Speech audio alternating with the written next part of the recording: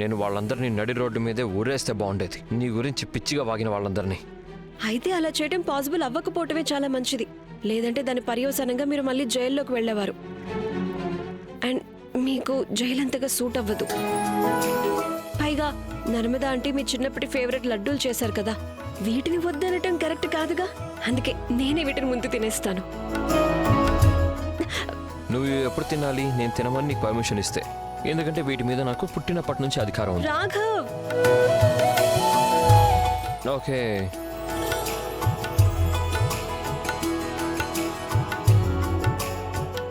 కూర్చో.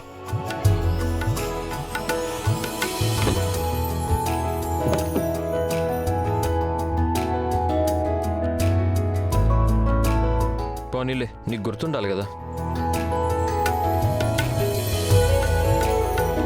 వావ్, ఇవి నిజంగా చాలా బాగున్నాయి. నీకు తెలుసా, దీని రుచి ఇంకా డబుల్ అయిపోతుంది దీన్ని గనక షేర్ చేసుకొని తింటే. అయితే ముందు మీరు తినండి.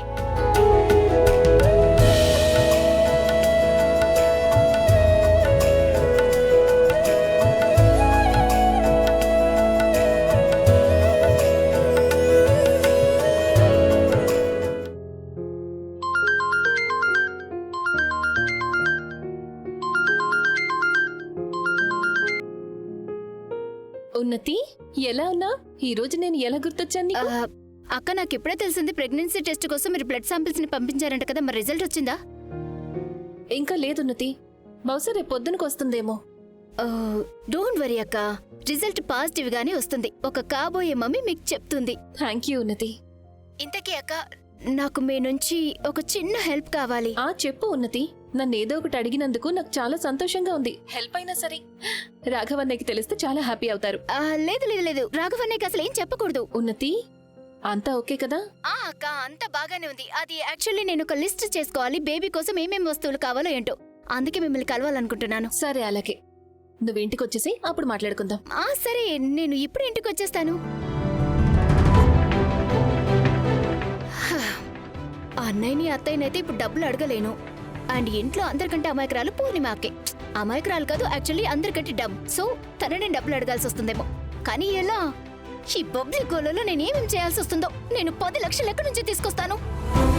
ఇవిగో, నీకెంత డబ్బు కావాలో అంత.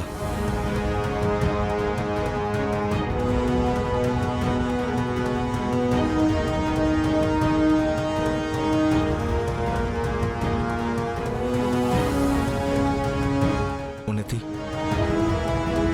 నీకెంత డబ్బు కావాలో అది నువ్వు తీసుకో. ధ్రువ్, ఇవిగో ఉన్నతి, తీసుకో.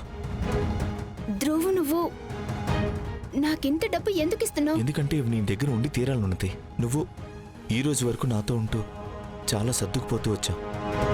నీ కోరికలు చంపుకున్నావు, నీ అవసరాలు తగ్గించుకున్నావు. కానీ ఇప్పుడు ఈ డబ్బులు ఎందుకు ఇస్తున్నానంటే, ఇక నువ్వు అన్నీ చూసుకొని ఖర్చు పెట్టాల్సిన అవసరం లేదు. నువ్వు ఎంత ఎక్కువ ఖర్చు పెట్టాలనుకుంటే నేను అంత ఎక్కువ సంపాదించడానికి చూస్తాను. ఇక పద, బయటికి వెళ్ళి సెలబ్రేట్ చేసుకుందాం. నేను బయట వెయిట్ చేస్తుంటాను.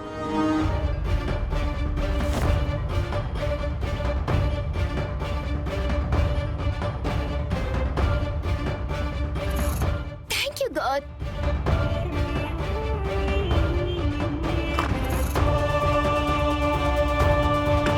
వావ్, నా ప్రిన్స్ చార్మింగ్ ఒక్క క్షణంలో నా టెన్షన్స్ అన్ని పోగొట్టేశాడుగా. I love you Dhruv.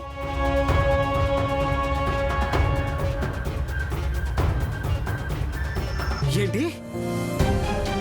తను నీకు 20 లక్షలు ఇచ్చిందని ధ్రువ్ వినేశాడా? రాజు, మెల్లిగా. ఎవరైనా వచ్చేస్తారు. ధ్రువ్ ఏమీ వినలేదు కదా.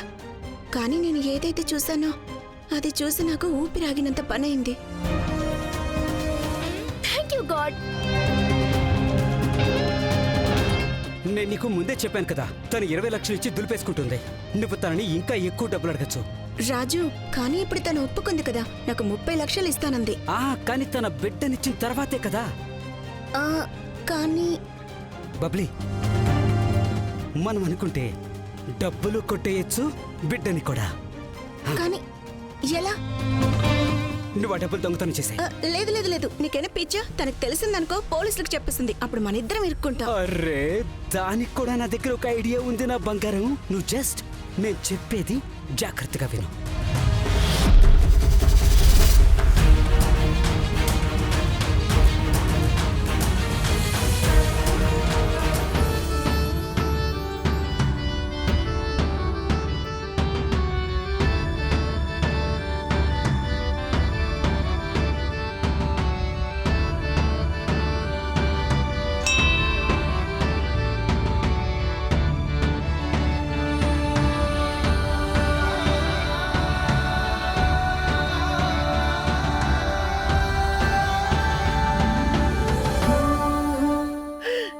మిస్ మెడోనా,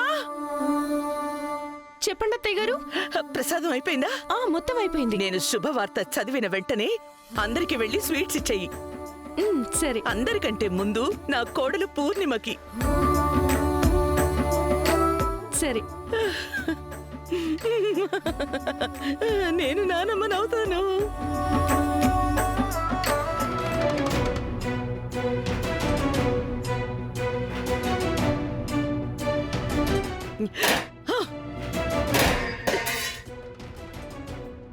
మీ ఇద్దరికీ సిగ్గులేదు.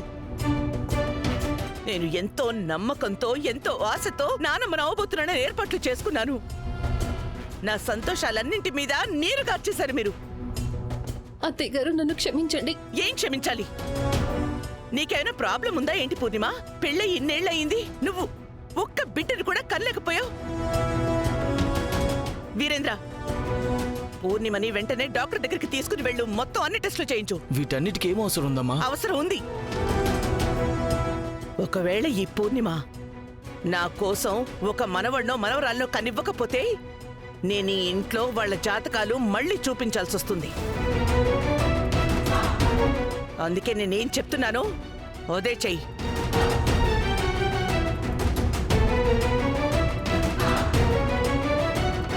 నువ్వు పిల్లల్ని కనమని ఇలా ప్రెజర్ చేయడం ఏం బాలేదమ్మా. చంప మీద ఒక్కటి ఇచ్చానంటే అన్నీ అర్థమైపోతాయి.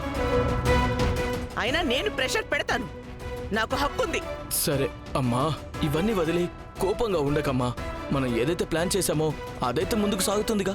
రేఖ మన వైపే ఉందిగా. ముందు పోరా ఇక్కడి నుంచి. అమ్మ చెప్పమ్మా ప్లీజ్. లేదు, నేనేం చెప్పను. నేను నిన్ను నా టీం నుంచి బయటకు గెంటేస్తున్నాను. నా ప్లాన్ గురించి నీకు అసలేమీ చెప్పను. ప్లాన్ పూర్తయిపోయింది కదా, అప్పుడు నీ అంతా నీకే తెలుస్తుంది. అమ్మ ప్లీజ్ నన్ను టీంలోంచి తీసేయొద్దమ్మా ప్లీజ్. ముందు ఇక్కడి నుంచి పో.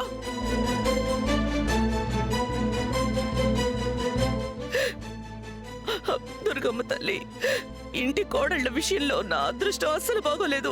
ముందేమో ఆ రిపోర్టర్ రేఖ, దాన్ని ఎన్నిసార్లు ఇంట్లోంచి గెంటేశాలని చూసినా అది మళ్ళీ ఇంట్లోకి వచ్చేస్తుంది. ఇంకొక తిప్పని దొంగ, స్వార్థపర్రాలు మిస్ మడోరా. ఆ తర్వాత ఈ పూర్ణిమ, తనని ఒక చిన్న కోరిక తీర్చమని చెప్పాను, అది కూడా ఫ్లాప్.